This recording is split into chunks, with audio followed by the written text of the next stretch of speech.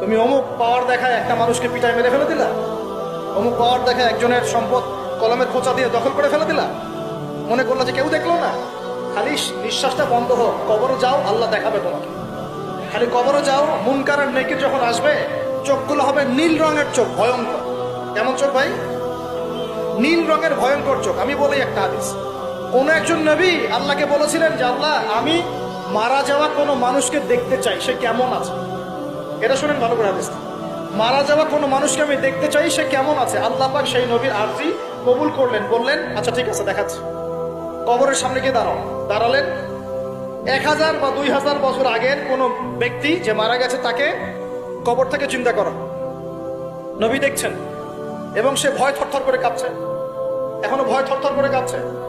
নবীজি আমাদের নবী নন, অন্য কোন নবী তিনি। সেই নবী বলছেন যে তুমি ভয়ে কাঁপছো কেন?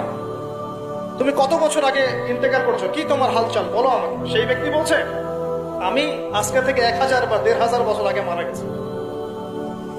আমি ভয়ে কাঁপছি।